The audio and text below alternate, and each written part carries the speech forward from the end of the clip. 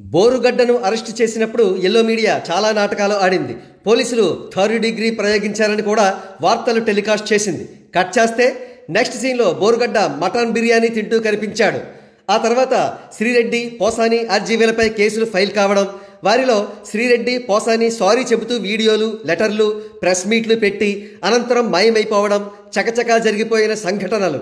ఇక finishing టచ్గా ఆర్జీవీని arrest చేద్దామనుకుంటే అతడు కూడా మాయమైపోవడం క్షణాల్లో జరిగిపోయిన సంఘటన. అసలు సోషల్ మీడియా సైకోలపై మీరెందుకు చర్యలు తీసుకోవడం లేదని Andhra Pradesh deputy chief minister Pawan Kalyan గారు హోంమంత్రి అనిత గారిపైన, పోలీసులపైన ఆగ్రహం వ్యక్తం చేసినందుకే ఏదో తూతూ మంత్రంగా బోరుగడ్డను మాత్రం అరెస్ట్ చేసి మిగతా వారిని ఉద్దేశపూర్వకంగా లెటర్స్ వ్రాయించుకుని వదిలివేశారనే ఆరోపణలు బలంగా వినిపిస్తున్నాయి.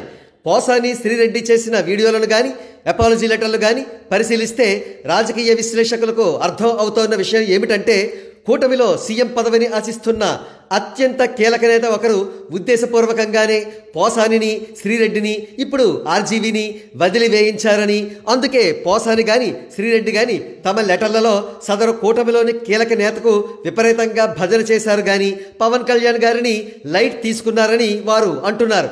ఇంతకీ కూటమిలో సీఎం పదవిని ఆశిస్తున్న ఆ కీలక నేత పవన్ కళ్యాణ్ గారికి యాంటీగా ఇటువంటి పిచ్చి పనులు ఎందుకు చేస్తున్నట్లు అని అనలిస్టులను అడిగితే వారు చెప్పిన సమాధానం ఉడుకుమోత్తనం, అంటే తీవ్రమైన భయంతో కూడిన ఈర్ష్య అన్నమాట.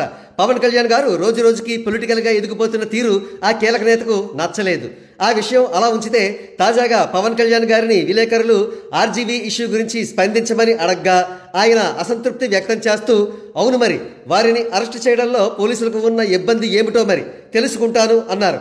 సో కూటమిలోని నేతలకు పవన్ కళ్యాణ్ గారు మరోసారి క్లాస్ పీకడం పక్కా అనే విషయం కన్ఫర్మ్ అయింది. ఒక్క విషయం మాత్రం నిజం, సోషల్ సైకోలు అరెస్ట్ అయి తీరాలి, లేకపోతే అధికార పార్టీని క్షమించే ప్రసక్తే లేదు అని అంటున్నారు జన సైనికులు.